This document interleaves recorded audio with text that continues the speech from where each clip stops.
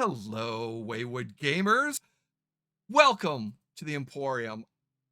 You might be curious why you're watching Series 2, The Colony, first. No, you didn't miss Series 1. We here at the Emporium have decided to stream Series 2 first for a more suspenseful story. This way, Series 1 will be more of a mystery. Also, we're recording our series throughout 2025, which is the Aliens beta RPG. It's the beta of the RPG, which means you will notice some differences in gameplay, rules used, that isn't in the official Aliens RPG now that it is out. That's all right. We like to use the rule of cool to tell a story. Know that we've gone through our safety tools and our lines and veils. There will be violence, some gore, we see deaths, but no, we are okay. So sit back, enjoy the show.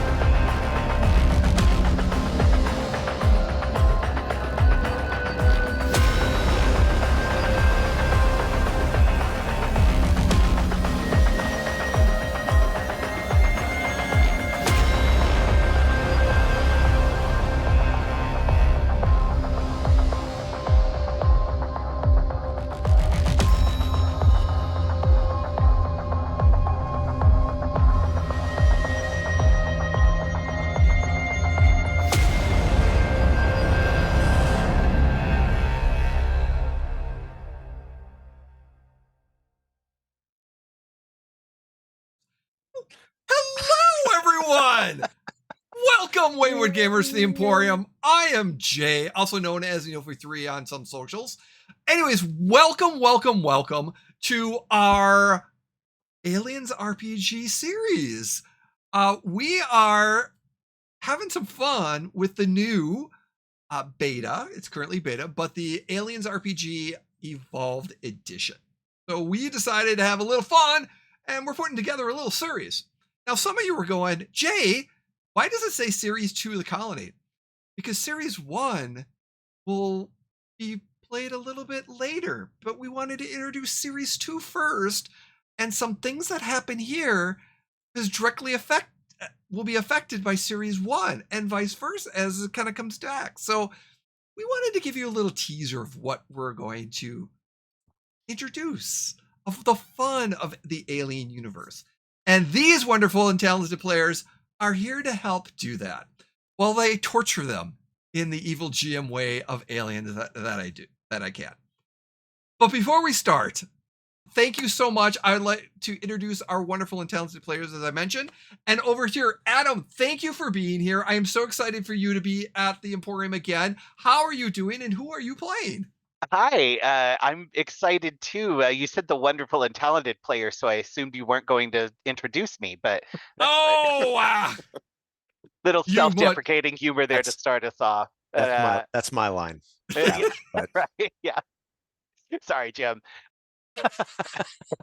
son of a bitch, stole my Halito, line. everybody. My name is Adam, and I use they them pronouns.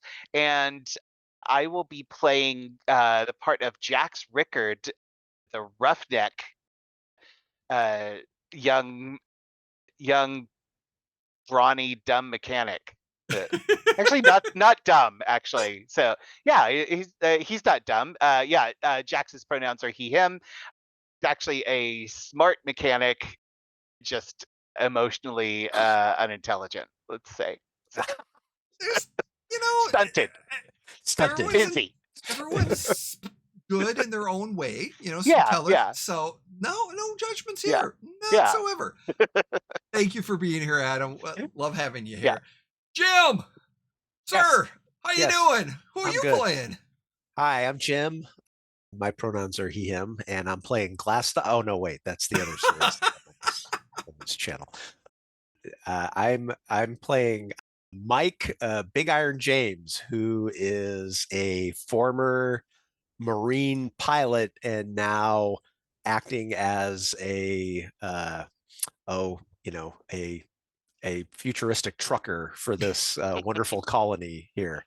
And yes, as you can see from the avatar behind me, Big Iron thinks he's a cowboy. His nickname comes from the fact that when he was in the Corps, he didn't use the standard service sidearm. He used a big 44 Magnum. So, yeah. So yeah, he's Big Iron. That's his nickname. So nice, awesome. Glad you are here. Welcome, Joshua. How are you doing, sir? And who are you playing? I am playing Dr. Chayton Bennett, who is one of the medics at our little colony here, making sure that people are taken care of from bumps, bruises, maintaining anything infectious that might spread around, hangovers, hangovers, that sort of thing. And making sure to report out and trying to keep up on whatever is the latest new drug that the corps are pushing that might be able to give us a better chance to survive. Latest new drug. I mean, everything is just it's the technology is growing. It's the universe. So, you've got all the corporations working hard to make life better. That's what corporations do. Uh-huh. Yep. As you notice, one of our players is not here tonight. Unfortunately, Danny is not here for this episode, but her character is going to be coming in a little bit late in our next episode, and with a great intro. So I am looking forward to that and some scenes with that. But we wanted to give you a heads up ahead of time. We, as a group, have gone through our session zeros. We have gone through our lines and veils. There will be trauma. There will be panic. There will be stress, and there could be death in this game. No, that's not what you told us. You told us there will be death. Let's be honest, Jay. It is aliens, so there is a 98.7% chance of death. But with that being said, we are okay. We are fine. We have gone through our safety tools, and we are prepared. We want to let you know that, you know what? If you want to stay and watch, by all means, please enjoy our role playing, enjoy our story. But if something does feel uncomfortable, hey, there's nothing wrong to saying thank you, but bye. Feel safe and catch us later on the VODs or whatever. But we want to make sure you're safe, but we're okay. With that being said, we pick up. It is, late 21, early 2200 time frame. We're not doing exact. We're kind of doing a little bit of the, gray area on exactly when this happens. But it happens after Alien Earth, which recently came out, kind of right after the original Aliens and before Aliens 2. So there's some time frames. Give you kind of a rough estimate of what's going on. And what we're doing is, as you can see, we're the colony. This is LV-393. And LV-393 is a mining colony on a planet. And this particular planet has several different colonies. This particular mining colony has been here for over 200 years. and it's got a really good atmosphere. There, it does rain a lot, but there are some days where it's just nice, good atmosphere. On this particular continent of this world, you have the mining colony. Further south in the southern part, southwestern part of the continent. So this colony is kind of in the northeastern part of the continent. In the southeastern, kind of mid-south of the continent is a farming colony, which will be explored in 3.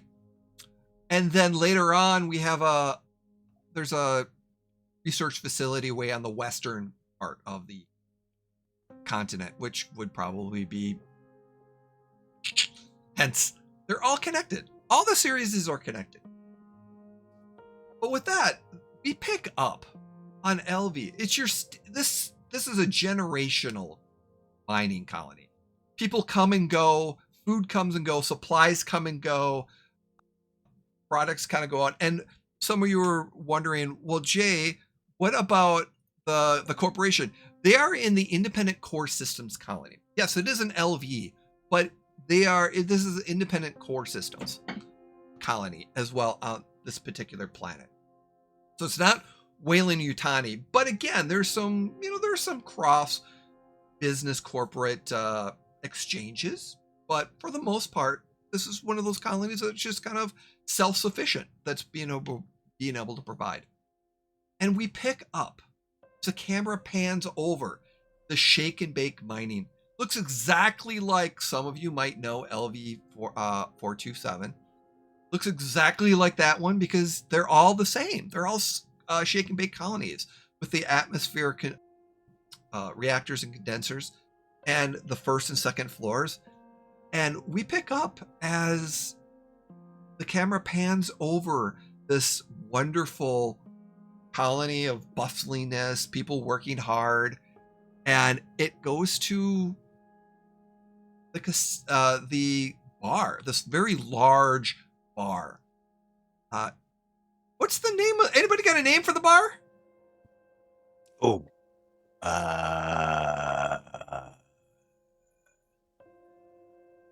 what would a colony name its bar? Well, it's just someone who owns the bar, so it's be like Ed's or Tom's or some interesting name like that. Tavern Saloon. The Piss Pot.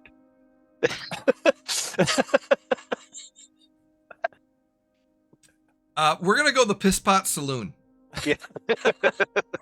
It literally is at the Piss Pot Saloon. No, it is a nicer. It's an older saloon. Okay. No, let's older. I mean, it's been around for. I would say it was a casino at one time, then closed, and then turned into a bar. Then over time, it's been there. What if it was the Obispo Saloon, like San Luis Obispo, but we all just call it the Piss Pot, colloquially? I like that. Ooh, I kind of like that. Yeah. So technically, it's the Obispo Saloon, but everyone's just like, it's the Piss Pot. Yeah. Love it. Perfect. And the camera pans to individual. It's towards the end of the day. It's most people still have about another half hour, maybe about a half hour left of work in the work day. It's later in the afternoon, early evening. 2 individuals, people do get off work a little bit early. It's like probably a Friday, so people are going to be trying to enjoy the weekend. So when something kind of might happen and really crashes your weekend plans, it's going to suck. But no, we pick up as no foreshadowing there from the GM. I said I was evil, and foreshadowing was just a trap. Just a trait. Yeah. We're picking up Big Iron and Jax are at the bar, and you're just kind of happened to get there right at that time. Who would like to describe their character and what they're doing as they get at this location? Okay, wait. They're both just getting there? Like they're both walking in together? Up to Yeah, you. maybe. Like I Oh, said, up to you if you want to walk in together, or it's like you just got there and you're waiting for your drinks. or is it maybe Big Iron's already there and Jax comes and sits next to him, which is your I- younger boss joining you at the bar is. I actually I was gonna suggest that, but I think it would be funnier if we were walking in together, Adam. Yeah, yeah, Okay. And yeah. so as they come walking in, so I'll describe Big Iron. Despite his name, Big Iron is not that big. Big Iron is like 5'4", 5'5". He's on the smaller side, which is part of the reason why he became a pilot in the Corps. And if there was a prototypical like 70s trucker movie character, that's exactly what he looks like. He's got it's like almost like Smokey from Smokey and the Bandit. He's got a cowboy hat. He's got we'll say like a denim vest on, his shirt underneath. He's got a pair of aviator sunglasses, which normally he would be wearing, but they're just stuck in the pocket of the vest right now. And he's comes strutting in, and he's actually got he's in a bit of a pissy mood because his last load took longer than he had wanted. He's big on because he takes his abilities as a pilot and stuff pretty seriously. If he's 5 minutes later than what he says, even if that's 10 minutes early for when he says he's going to be somewhere, he gets upset. And so as Adam kind of pointed out, Jax is actually Big Iron's boss. So Big Iron is like 55, 54. He was in the military for a long time. So he retired to this mining colony because he still wants to drive and pilot and stuff. He just doesn't want the military telling him how to do it. So now he has this 20 something stud looking mechanic guy as his boss, which he doesn't mind. He actually gets along with him, but it's the tall, good-looking guy, and then the short, grumpy ex-military guy as they come walking in. He's like, and so Big Iron's talking to himself, man, I can't believe I was 5 minutes late. It's just so untypical for me. He's like, I need a drink. Yeah, you were 5 minutes early, friend. But I know what you're saying. Like, it's you got to stick to procedure. Procedure's important. I keep telling everybody that. Like, we have the rules for a reason. Not so much the rules. It's I want to, when it's time to get off, I want to get off, and I don't want to stick around making sure that everything gets unloaded properly and stuff. Yes, I know that's not my job, but I feel bad for the guys who have to do it, and if I can get in there and get out, 5, 10, 15 minutes early so that their day can end a little early, that makes me feel better. The loaders keep calling me Grease Monkey, so I don't really feel bad if they have to stay a little late. Do you want me to talk to him?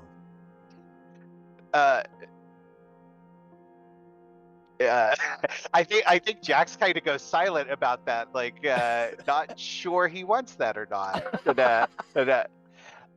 So Jax is jacked. He is very much not at all like Big Iron. Jax is like 6'3", 220 pounds, like solid muscle, and like Jim said, he's young. Jax is like 27, and he's been put in charge of like this whole shift in the mechanics corps because he's actually like quite talented with like engineering problems. Even though like he just works as a mechanic, he doesn't have like a lot of formal education, but he's got that engineer's mind. Likes to take things apart and see how they work and put them back together. But yeah, he's tall and muscular and good looking and young, and and just Hey, stop rubbing it in, Adam. Come on. yeah, yeah. He's got a full head of hair. It's not thinning yet. Sorry, I'm thinking all the things that I would like to be. Yeah, but yeah, he's got kind of like a nice medium reddish brown skin, black hair that's like thick and kind of wavy, and he's got these like almost sleepy brown eyes. Looks like he's like half asleep most of the time, and he wears like he's wearing like a work jumpsuit, kind of like he's kind of always in work clothes. If it were modern day, his entire outfit would be by Carhartt. So He'd be yeah. what's the company? Models. Oh, an Abercrombie. Abercrombie Yeah. model. Yeah, he's an Abercrombie model in Carhartt clothes. Yeah, that's a perfect description. But Jax is kind of he's the oldest of a group of about 7 or 8 adopted kids, all adopted by the same couple that have kind of taken in all the orphans in the colony, and Jax is their oldest, and so he's got that personality of somebody who has spent his entire life trying to deal with the chaos of a large group of younger siblings. So he's the perfect shift leader, but a little too high strung. So yeah.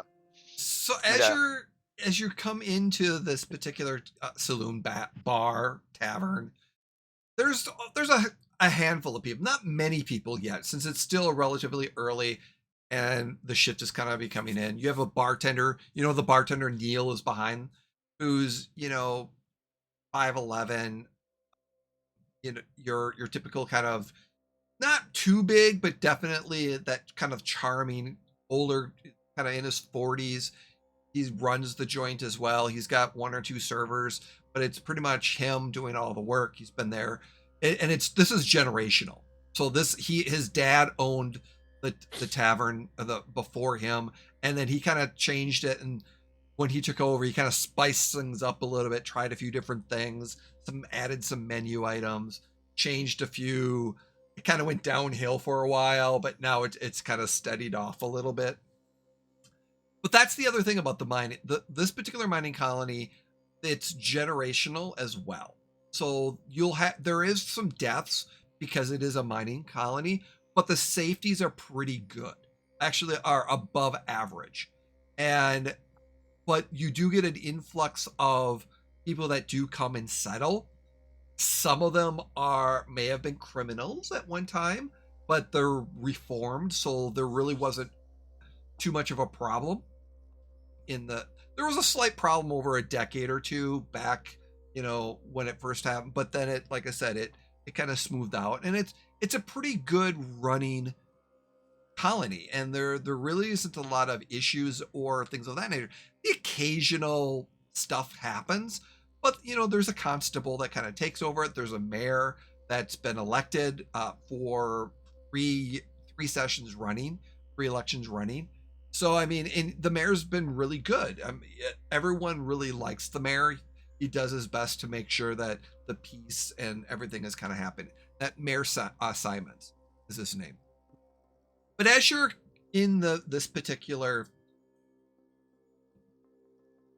tavern and bar, Neil looks over, and you get up to Neil, and Neil's like, "You're late. Thought you were going to be here 5 minutes ago." Yeah. "You normally here right on time. I wasn't sure if you were going to come tonight. Something special was going to happen or so." Well, yeah. Things happen. And he just kind of puts that whiskey or beer. Yes. So he puts a whiskey and a beer in front of you because he knows. It's like, "Yep. Jax, what are you drinking today?" Can I get a beer, please? You You don't want the foo-foo drink? You want the beer? I'm kidding! You know I joke with you every single time you come in, and you fall for it every single time. Every time. Come on, Jax! I'm fucking with you. All right, yes, of course. Here's your beer. Just a beer, Neil. God. Yeah. You're good. Anyways, well, how's the day been? It was all right. I mean, we just had one of the hoppers just kind of blow some gaskets, just so it's been kind of messy and just exhausted, and just looking forward to just was sitting here with Big Iron and relaxing.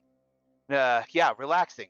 Yeah, that's what I'm gonna do. I'm gonna relax. Yes, that's what you need to do. All right. Yeah. Big Iron, we got shift, on-call shift this weekend. Like, we need to start talking about plans.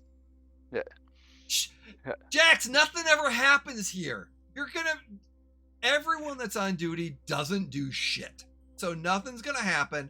You're gonna be fine. And you know what? First beer's on the house because, my insensitive foo-foo drink joke. You always get the first one on free. But anyways, when you're ready for your second one, come on up. And anyways, you guys go find a table. Yeah. Well, if you want, do you want snacks or are you looking for dinner?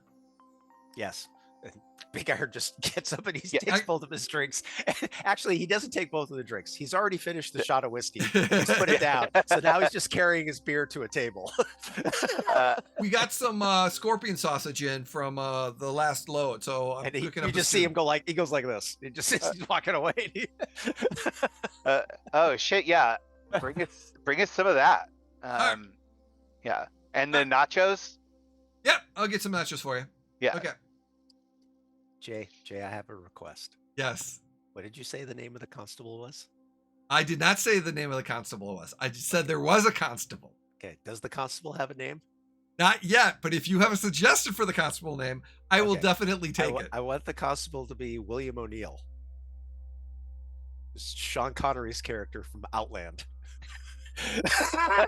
Otherwise known as High Noon in Space. Yes, we can. Actually, I mean, he's a marshal in that, but yeah. We're gonna do Willie O'Neill for copyright. Perfect. Okay. Copyright. Yeah. But he has to speak in a Scottish accent. I shall do the best I can on that one if it comes to it.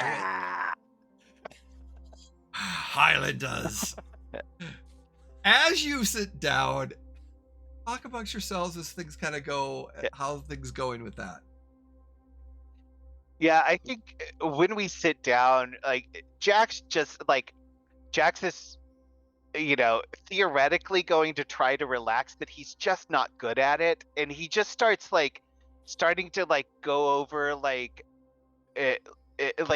he's like, let me run this by you, and he goes over this entire conversation he had with his crew earlier that day, and why didn't they do it right, and I think he just he's one of those people, he just can't stop talking about work, and I think he just starts launching into it.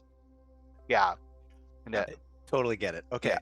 So as he's talking, you see Big Iron, he's intently looking at Jax as he's drinking, but every now and then you notice he kind of he's glancing over at the bar. It's like he's waiting for the bartender to notice him, and you just see him do this. Two more, bring them now. Yeah. And it's just a lot of Yeah. Oh no. Yeah, exactly. Yes. He has no clue what you're talking about. He only drives the trucks. He doesn't fix them. He doesn't. Yeah. Absolutely. About 11 minutes into this conversation, Neil comes up. He's got some nachos. He's got a plate of a scotch and a beer. He's got a second beer for Jax. And he's like, here to go for that. The sausages will be up just momentarily. And we expected any more? I don't think the rest of the guys are gonna make it out. I think it's just me and Big Iron tonight. Okay. Yeah. All right. Well, Yeah. enjoy. Yeah, I kind of pissed him off. Like Neil, like, do you ever like have like issues with like your staff and like having to like sort of manage them and like tell them to do things and they don't want to do it? Yeah. Like, what do you do? I yell at them to do it. Oh shit. And then they do it because they want to get paid. Or, well, first I tell them to do it. They don't do it the first time, then I yell at them to do it. And if they don't do it again, then I yell at them again, and then I'll tell them they won't get paid. Then they do it. Got it. Okay. Well, I don't think I can not pay the guys, but you know what? Hold that thought. I think I might have a suggestion for you. 1 second, I'll be right back. And he walks away back to the bar and just starts cleaning it and just getting more drinks ready and stuff like that. But that's a segue. As that happens, the camera pans over to a small medical office as your assistant nurse is at the front desk that just helped an individual that your last appointment was, and that individual's a smaller teenage boy. Just kind of, you just see the camera just leaving the door shuts, and the nurse there is, you know, your typical 54-year-old or 50-year-old old nurse, been there for like ages upon, knows everyone. Just that sassy rain hair, a little bit plump, very nice mannered nurse that's just right to the point. And she's kind of filling out stuff like, "Doctor, that was your last appointment." Oh, well, perfect. I think I'm gonna head to the piss pot unless there's anything you need assistance with to close out all the records. No, you gave me that duty, so yeah, I'll finish that up and stuff like that. Of course. Well, thank you so much, and I'll see you first thing in the morning. I am on call, so if anything happens, I may be late, and it's kind of laugh because nothing ever happens whenever we're on call. So, And what does Dr. Bennett? so Dr. Bennett is a. I totally had all this prepared, and then you asked the question, and then it all just left. No, so Dr. Bennett is Dr. Bennett is 5'8" and very lean and muscular. Whenever he's not actually trying to take care of patients and things, he is still taking care. Or sorry, not 5'8", 5'6". It's a little bit shorter. But he is constantly trying to take care of his own health as well as trying to help others and be a representation. Although he knows that he cannot necessarily hold a candle to most of the miners and the roughnecks and the folks who actually do all the heavy lifting and the work. But Dr. Bennett has, as he pulls off kind of the surgical hat that he always wears, long black hair flows down with most of it having been in braids probably a couple of days ago and is now starting to come disheveled. The absolutely kind of darker skin, kind of a darker brown skin, and even though he is in his kind of mid to late 30s, definitely carries himself shoulders high, and as a person who is very proud of his education, as one of the people who, while born on the station, left and got to come back and get a formal education, is very, very much carries that with an amount of pride in his chest and in his shoulders. And as you're on sub-level 2, level 2 of the colony, and the saloon, I should say, is on level 1. But there's a corridor literally not far from your office that it literally is. It's you take a right, you go down a little bit, and then kitty corner to the left. That's the skyway to the tavern, and it literally is right up because you're in E block, so to speak. You're in sub level 2 of E block, and literally just on the next to E block is where the access for the canteen, or excuse me, the saloon is. Yeah, I will. Dr. Bennett will he'll grab his data pad and kind of check to see where, what the on-call roster is and who he's on call with, and see that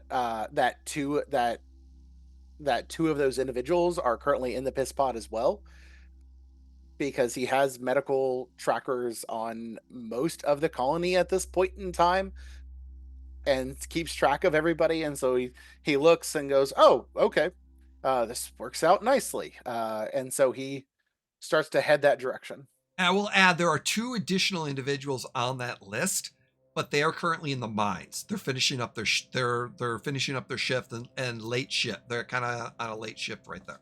Gotcha. So, but yeah, as you're making your way, the camera pans back to the piss pot as a few more people are kind of walking in as it's getting towards late. The rowdiness, and Neil seems to have gotten busy, so he wasn't able to return because he's gotten busy with the influx of individuals. And pouring beers. And one of the waitresses comes up and is like, "Who ordered the sausage?" Oh yeah, right here. 2 orders. Okay, there's an order sausage, fries, order sausage, and sauerkraut. Yeah. Okay, there you go. All right. Do you need another round? Yes. Yeah, for sure. Wow, it is a good night for you. All right. And she kind of goes back and yeah.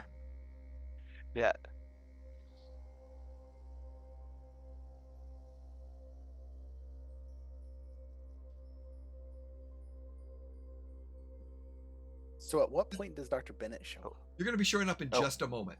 Oh, so, okay. So Big I Iron. thought this is when he was going to come in. Oh, sure. So y'all did. It's okay. It's like Adam and I are both. Yeah, I was waiting. The GM just forgot to set that one up. So let's rewind for a second. And as Neil goes, suddenly the doors open, and then you see a few more people walk in, and then there's Dr. Bennett behind him, behind them. As Dr. Bennett walks in, it's very much a he looks directly at the table, and very much kind of makes eye contact a little bit with Jax, and just kind of smiles and nods, and then looks over at Neil and goes, "Hey, I'm on call. I need 2 tonight, or 2 to start." And then all right. And then heads over to where Jax and Big Iron are sitting, and says, "May I join you?" Yeah, I think Jax actually stands up, this has to be more formal because it's the doctor. I think he's, I can totally see this. Oh my god. he stands up, and then he's like, "Wait, why did I stand up? This is awkward now." And meanwhile, Big Iron kicks one of the chairs out so that the doctor can sit down. Yeah. And just it's like Yeah. Hey, Doc.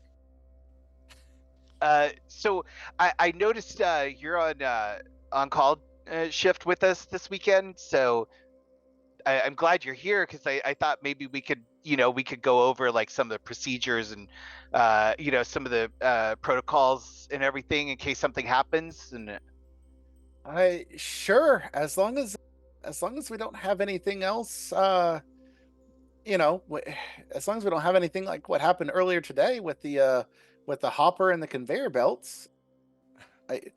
I found out a little bit about that, by the way. So is Look, everybody else okay?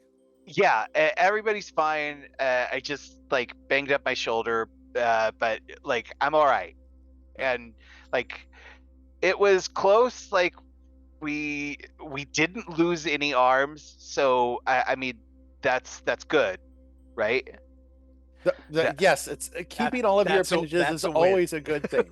Yeah. Yes, and Yeah. I did find the source of probably what caused that. Little T was my last appointment today, and had some scrapes that was concerns with some sort of ore infection. He's fine.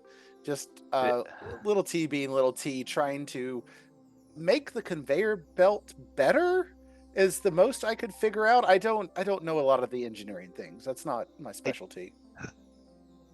That little shit is always messing with my stuff. He wasn't even supposed to be anywhere near the machine shop today. Like he was. I don't know who the hell is watching him, but Well, I think he has a brilliant mind that just needs to be put in the right direction. A little bit. I always hear the after effects of everything, but there's a curiosity there that I think could help the colony, as long as it doesn't break the colony in the process. yeah. Like I think little T like needs to be put in any direction at all, and that might help. I didn't have the luxury of like getting to just run around and do whatever I wanted to. I had to actually like take care of all the other kids, including little T. Like, but like now that like Sounds like little T needs a swift kick in the ass, is what it sounds like. that's like child abuse, isn't it?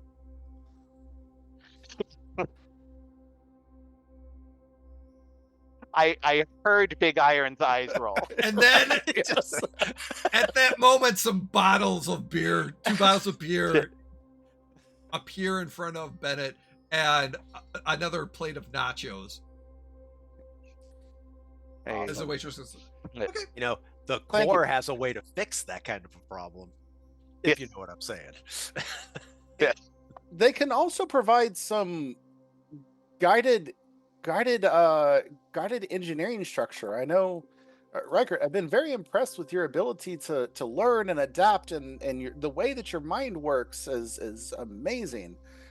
I think that little T could start to blossom, maybe with some of the structure of the core, to provide structure and learning that to perhaps where his brain doesn't necessarily work quite like yours. Yeah, I mean, you know, like I just like took stuff apart and put it back together like until I understood it. But like I didn't go out like messing with other people's stuff. That's little T's problem. Like he's always messing with like other people's stuff. Like take your own stuff apart is what I say. Like but yeah, I mean, maybe that's something like I don't know how to teach him though. Like how do you teach that stuff? I just did it. I'm afraid I found people I found people smarter than me to be able to help teach me, and perhaps little T needs somebody who can provide that. Big Iron, are you volunteering based upon your background to perhaps provide little T a little bit of guidance? Oh yeah, sure. I'll take him right to the recruiting office. It's real easy. He's not old enough for the core, Big Iron. Oh well, I don't could- think that stops the core. Yeah, I mean, I could take him out on one of my next runs, so he can see what it's like to, I would say work, but to me it's not work; it's more fun. Yeah. So Yeah. Yeah. Oh well. Oh No, go ahead. I did pass Mayor Simons in the tubes on the way here. There was some sort of commotion heading from there was some sort of commotion that was heading from the from up in block B, and he was flustered and heading that direction towards the comm center. Do you think it's something like, do we need to report something? Like, shit, I've had 2 beers already. No, no. If there's anything that we need to, we still have, and like looks at his clock.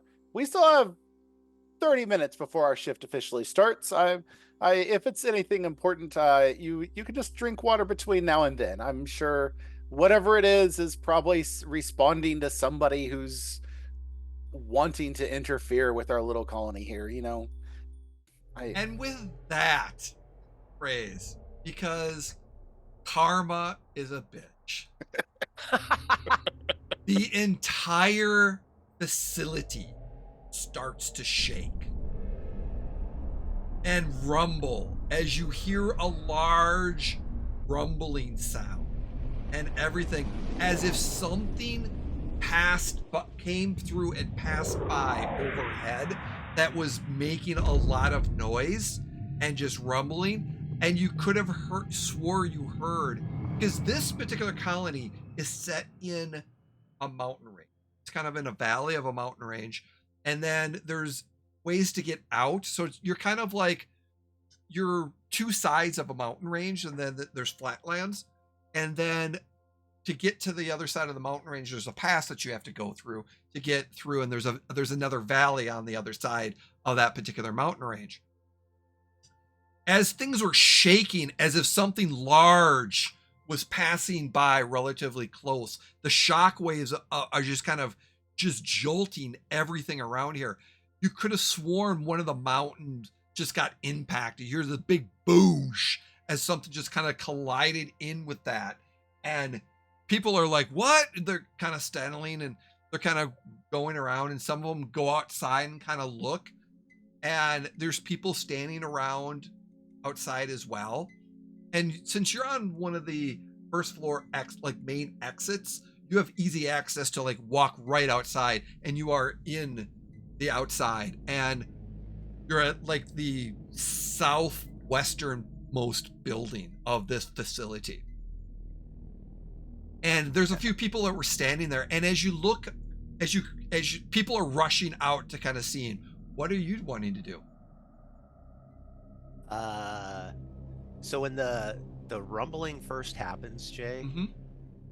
is there some way that, because I would assume with Big Iron being a pilot, Mm-hmm. he would make note of the fact, either that doesn't sound right, or Mm-hmm.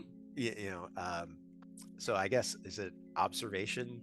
Yeah. So that sounds like blah blah blah. Yeah, give me a wits plus observation. So how this is working, you're doing your wit score plus your observation score, and you're adding both those numbers together, and that's how many dice you're going to be rolling, and you want 6s. Okay. You don't have any stress yet, so we don't have to worry about that yet. Okay. So observation.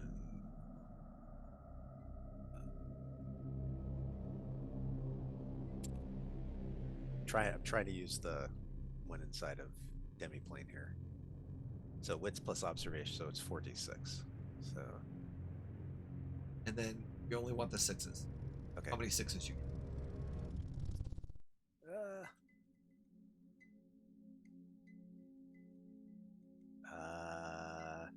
I got 1 6. 1 6. That's enough. You got in a success. You know, based off of the sound, you're not exactly sure.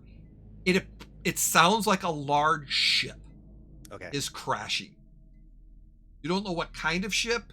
You don't know, but it seems like a big ship just flew overhead and ended up crashing somewhere over the range. I'll give you that much. Probably, but based off the shaking, it's the the shock waves of it entering the area just above it as it kind of goes into mountain range. Okay. And the valley next door. Okay. But so, are any of you are running out? Or are you staying in the saloon, or what's your immediate after the rambling and So- people start rushing? So as this thing's flying over, I guess, so Big Iron would kind of like cock his head. He goes, that doesn't sound good. And he would already be getting up to Okay. like Yeah. go to a window to look to see if we could see what's happening. Okay. Do we Like- have windows to look out? There's only Or- one window, and Okay. it really is not advantageous to see anything. But we are Okay. right beside the outside. So Oh, yeah. Dr. Bennett, There's a door. Dr. Bennett's gonna say, he's gonna start heading towards the door and just be like, we can see better out here. Yeah, Yeah, Jax is right behind him, and pushes outside through the other people going outside, like kind of like trying to be in charge, if it's needed, but obviously like nobody else really thinks of Jax as in charge, but he is bigger than most of them, so Right. So as you come out, there is you're kind of, like I said, you're on the southern western kind of building, and right probably a good 50 feet in front of you is where a vehicle entrance ramp is into the sub level. But as you kind of come up, you look up and there is a streak of smoke going across, and there's already one or two people already standing there looking at it. And as you kind of look over, you see the streak, and then as you look to the mountainside to the north, kind of more northeastern, because it came from southwest across into the northeast, and as you kind of look up, you see that one of those mountain ranges has the ship definitely collided into part of it and kept on going into the valley. That's just on the other side Like of that. ricocheted off of it. And Yeah, kept on going. it Okay. just kind of hit part of it and then just went in, and that's when you hear the big Yeah, that's not ideal. Okay. as you just hear this thing just crashing. It's hitting ground, and it's just kind of the noise of a ship in the distance over on the other side of a mountain. It's faint, but it's still loud enough that it's kind of echoing, that you hear that crash, and then it comes to a stop. There's no explosion. So it's literally like it just bellied up on the ground. Yep, it seemed to have hit the part of the mountain, kept on going, went into the valley and hit the ground and just skidded. Yeah. With stop. Like a literal crash landing. It Yeah. literally is a crash landing. Yep. All right. I pull out, Yeah. I yank out the data pad, and quickly look back 5 minutes and go, do I have any medical transponders that were in, that seem to have disappeared or that are injured? Okay. Yeah. Oh, well, looks like all of our people are fine, at least the ones that I'm aware of. Yeah, we didn't. Big Iron's gonna look at Jax. We didn't have anything scheduled coming in this late, did we? no, there's nothing on the schedule, not that I know of. So much for nothing happening on our rescue shift weekend. Is Probably just an unplanned VIP. That's why Simons Well- is in a ruckus. That was an unplanned crash, I'd imagine. So yeah. Well, most crashes are unplanned. Yeah. is that our communicators Yep. or people? Yeah. So suddenly the emergency, you hear this beep, beep, beep, beep, as you're being activated. Yeah, come on, guys, we gotta go. We need to head to the mayor's office. Yeah. We'll review procedures on the way, and he's like, and Jax is like pulling up the emergency manual on his data pad, around his Big Iron communicator. runs into the piss pot real quick to finish his drink, and then Yeah. catches up to Bennett's right behind Big Iron and grabs one of the beers and just chugs half of it and then sets it back down on the table. Jax I can proceeded see- immediately. I was gonna toward- say Jax is probably like he's like he's got Yeah. like a notepad or like a data Oh, pad, and he's- somebody's like, we got to do this, and he's walking up ahead, and he doesn't Uh-huh. even realize the other two have like jumped in. Yep. He is en route. He is reviewing and like going over and like stating the emergency procedures out loud, assuming that both of you are just like right behind him. But Bennett's probably 2 steps behind where you think he is because of the stopping and making sure they're drinking the beer. But it's very much the grab the beer, downing it, and then setting it on the closest flat surface on the way out. On the way out, On the way exactly. out. Like, yeah. Yeah. As you're there's a lot of people that are kind of moving around. There's a lot of confusion going around. You hear a voice. Did you hear that? I saw it. It looked like it looked like a freighter just came in and it was on fire. It was going fast. Something was wrong with that. It was one of the engines was on fire, and it just basically crashed right into the side of the mountain a little bit and kept on going. Did you see it too? Yeah. I'm gonna grab the one that said it was a freighter. Just kind of like stop and like put my hand out and like to try and like stop him. And like you said it was a freighter. Did you get a good look at it? No, I don't know what the brand. I'm. You know what? I want to say it was one of those bison freighters, those big transport freighters that it's got stuff. So You said you saw fire. Do you know what color the fire was? red, yellow, white. Yeah, So, just like- kind of like. At this point, Bennett runs into the back of Jax. Yeah. Oh, He stopped. yeah. It's like, we'll Yeah. keep going. We'll let y'all know. It seems like everybody in the colony's okay. Jax will let you know if anything's wrong with the freighter that landed. Yeah, we're emergency rescue ship this weekend, so we'll take care of it, and I'm sure we'll let you know as soon as we know anything. That's when- Everybody just try to stay calm and like I don't know, go about your business or like and then Big Iron walks up to the guy as Bennett pulls Jax away from the guy that he's talking to.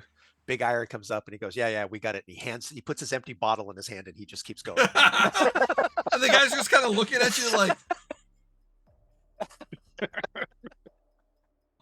And it takes you maybe 10, 15 minutes to kind of get through and eventually get up to the comm area, the kind of the mayor's office. There's a lot of people coming and going.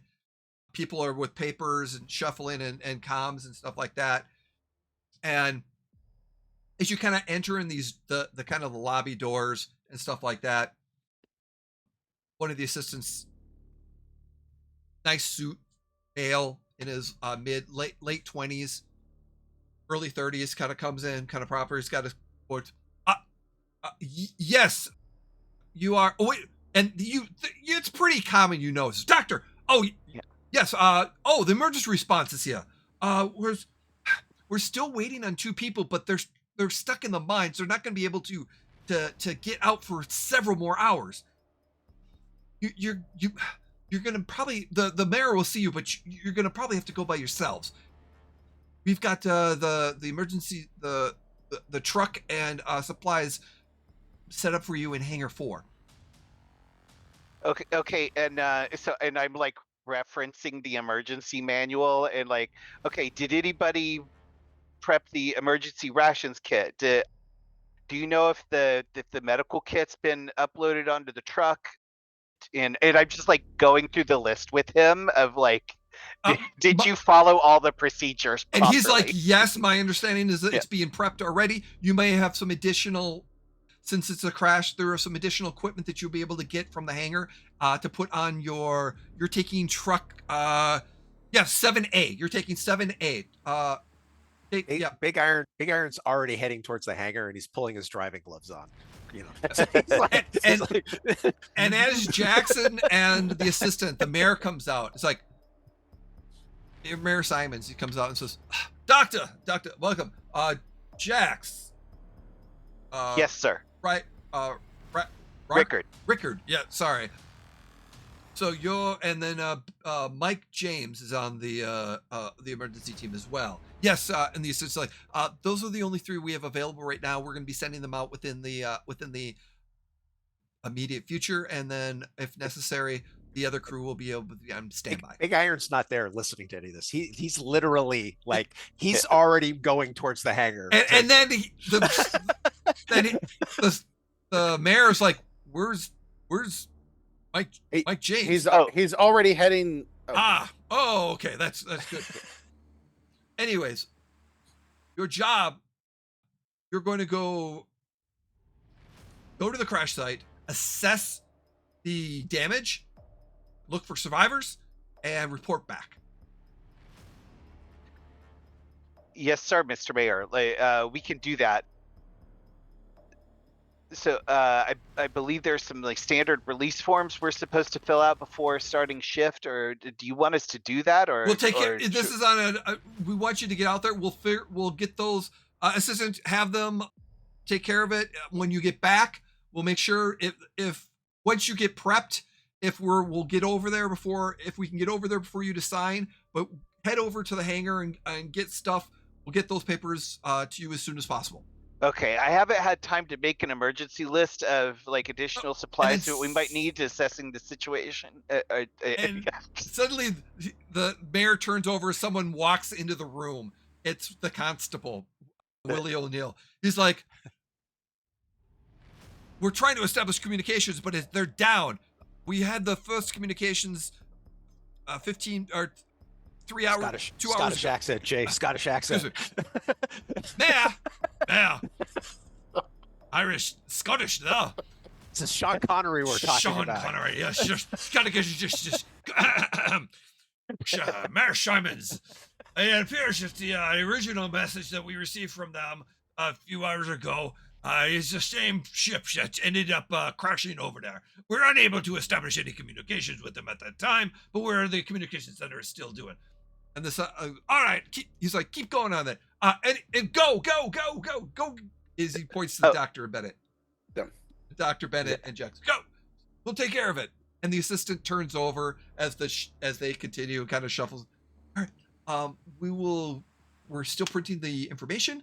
Go to the hangar. Hopefully we'll be able to get there before you leave, and we'll get the information at that time. But if you need any additional gear that you need for a crash, please take it. Jax will make sure that we set up a communication transponder once we're there. Good. That way, if you do get any information from them for injuries or if anybody is alive, we can get a heads up before we get there. Perfect. All right. Godspeed and safe travels. Hey, Jay. So I'm looking at the map. So we're going into. Are we going to like? Where on the map are we going to? So we're gonna say you are going to actually to sub-level 2. Okay. And based off of where the drive is, so the vehicle bay, which is pretty much right below the saloon, so to speak. So Okay. the vehicle bay, and you're going to be going out the vehicle entrance, which is close to the south lock, but you have to go all the way up north because you're over by like block B1 area. Okay. Or B2, I should say. And then you have to go down to the southern part of the sub level. Okay. Does Big Iron basically, can he go to his room before, like, is that way? Okay. That's the standard procedure of like if you need to get any personal items and things of that nature. Okay. All right. Be able to get, because like I said, you're like a fireman. You grab your stuff, jump in your car, you get to the station. Okay. And then you get whatever you need at the station, and then you head out. Okay. right. And that's one of those reasons why the other two people are not, they're going to be late. So you can't wait for them. So they're going to send you out in the truck ahead of time. Okay. All right. Yeah.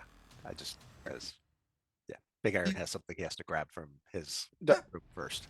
So, Yeah. Alright. Anyone else that needs to grab stuff, by all means, you'll have time to Yep. grab stuff before you get to the hangar.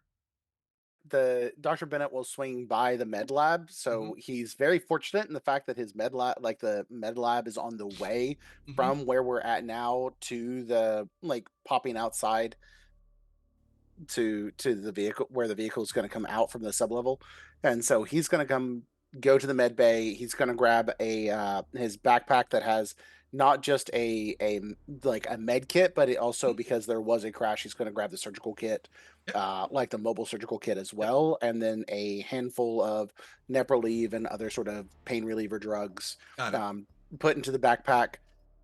Grab grab his pistol and his vest that's issued for such things, and literally is probably the fourth time that he's worn this in his entire time on this station, and just put it on as a matter of like, yep, nope, Jax will appreciate that I'm following policy of this is this is my vest, and here's my pistol, and I got my equipment. Big, Yeah. big red first aid cross on the chest. yes. Yeah, I'm the medic. Don't shoot me. yeah. Yeah. How Uh, about Jax?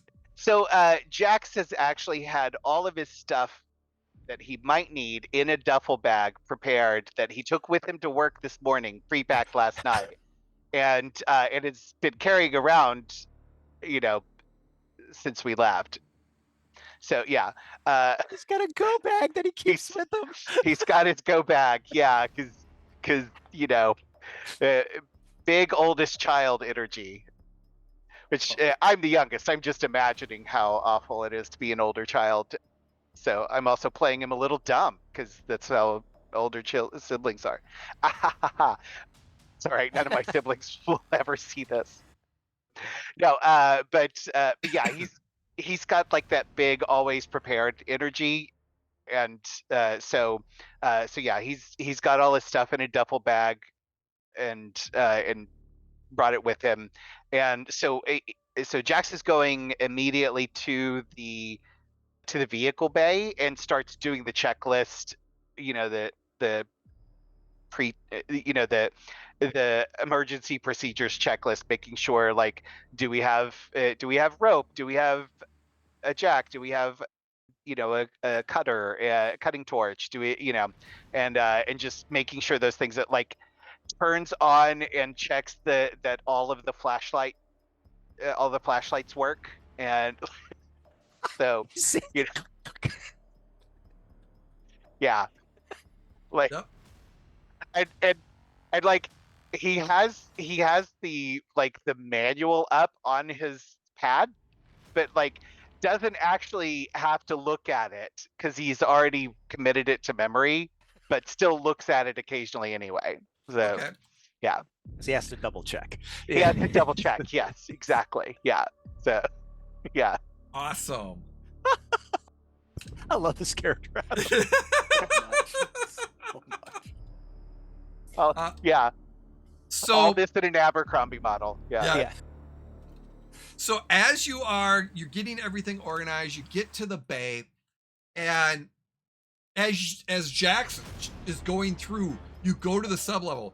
In case of ship crash, certain items will need to be done, and there's a list of like one or two different other additional items, cutting torch, and then you go, as you're looking in the vehicle warehouse, or hangar, I should say, you're like, okay, you've got to go, and you're pulling, there's like one or two things, and you don't know where they are, so I imagine you're just kind of looking over going, oh, it should be here, and you're opening it up and like, okay, there it is, and then you're adding one or more to, and you go to the other part of the hangar as it goes down the check, okay, grab that one, and so there's a few other items that you have to be able to put, and what you're putting this on is an 8x8 tractor. So this is one of the Daihotai, or Daihotai 8x8 all-terrain tractor. This thing has 2 modules. One in the front, it's got a big thing, and 1 module in the back. It's got a crane as well, 2 huge tires. This is one of those things where it's 10 feet tall just to get to the door ladder. So this thing is a good almost 20 feet tall. Looks like the Doc and I are going to need a step stool to get into this bad boy. So, I mean, like I said, you reach up to be able to get to that ladder and be able to get your footing up. Like you put your foot on the large wheel, and that's how the first step is to get on to kind of get up. So this is like monster truck. Oh, kind of. Oh yeah, very much okay. so. All right. And the cabins are pressurized and environmentally sealed. So you have your front and your back cabin, and all 3 of you can fit in the front cabin. Okay. And this could hold up to probably 6 to 8 people, depending on where it goes. So. Okay. All right. So, because he had to take a detour to his room, I'm assuming Jax gets into the hangar first, since he's the one with the go bag. Yeah, and and that's when he's pulling different things from Okay. different locations as he's going through his checklist of like, in case of crash, remember these items, and there's so Big Iron comes strolling in, and Jax has never seen Big Iron wearing his Marine Corps armor. That he has on. So like he's coming in, and you can see he's like kind of tugging at it because he's gotten a little bigger since he retired and stuff, right? And he comes strolling in, and he's got his his personnel armor. It's not like heavy armor, but it's more like what they were wearing in like Aliens. So it's and he's like adjusting some of the straps, and like you can hear him muttering to himself, goddamn, I gotta lose some weight. He's like, because he hasn't put this thing on in years. Yeah.